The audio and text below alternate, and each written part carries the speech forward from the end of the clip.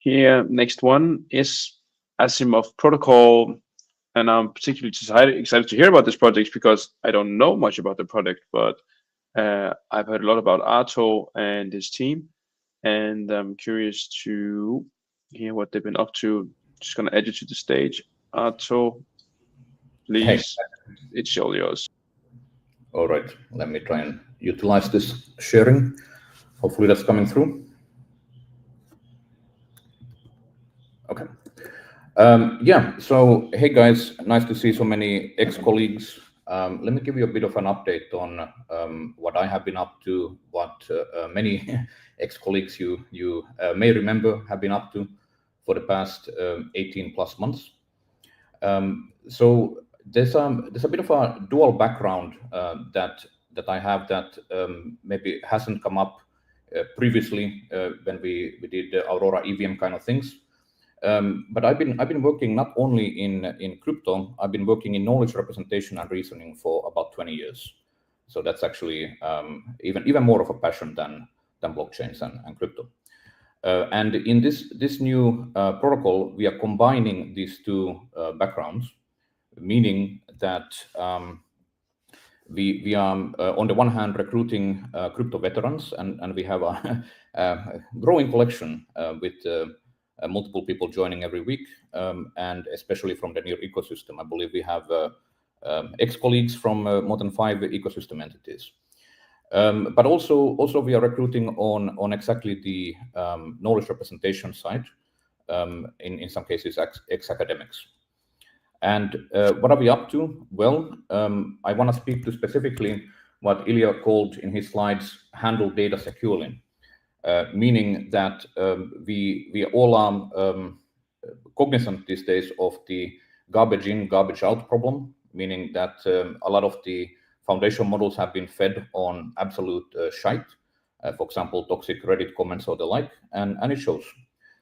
So we'd like to up that game a little bit, and there's a whole big approach here that goes beyond just a crypto protocol, meaning that we are putting together a consortium around the use of high quality structured information and knowledge. So knowledge is the highest form of information. Aristotle called it justified belief. That's what defines knowledge. And certainly this century, we are all going to need a little bit more certainty around our information. It's getting, as everybody will no doubt have observed in the last few months, especially, it's getting a bit hard to know what is true, what isn't. It's getting a bit hard to trust any information online, and none of this is going to get better by itself anytime soon. So it really matters what is the information we consume, what is the information our AIs consume, and the ASIMOV protocol is meant to be an answer to that. We currently have 16 organizations signed up around the world, plus some academic partners.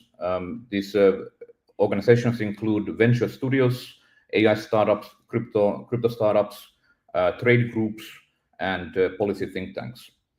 And as I said, my own background is in this space. I have published papers for more than a decade in this space, and over the past few years, been hitting the research conference circuit pretty hard. So if you haven't seen me at crypto conferences, it's because I've been hanging out with the academics.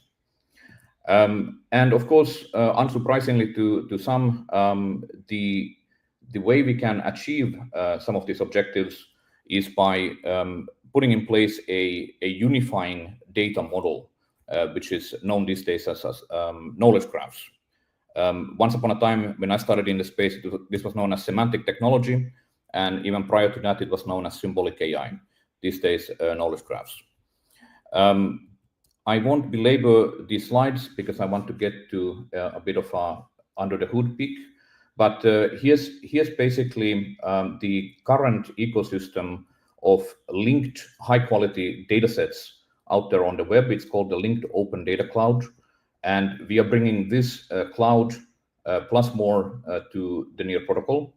And in fact, there's an argument to be made that the original semantic web vision from Tim Berners-Lee where all of these data sets are published on the web, in a sense, isn't workable because the web isn't a very good permanent medium for storing data sets, and blockchains can remedy that. So the ASIMOV protocol, which will be launching over the next few months, we are already live on the testnet, on the near testnet.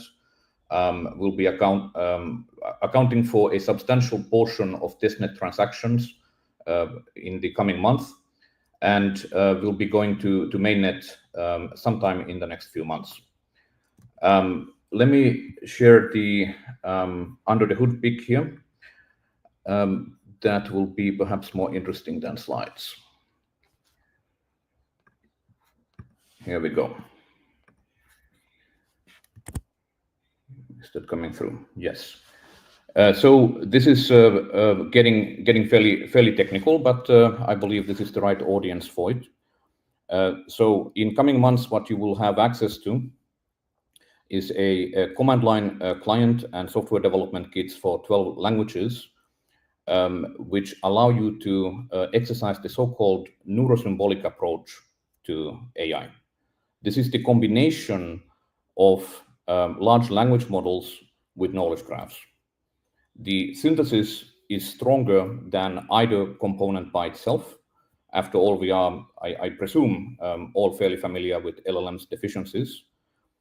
And the combination can be exercised locally, so this is local inference, but also you will be able to publish data sets to the NEAR protocol.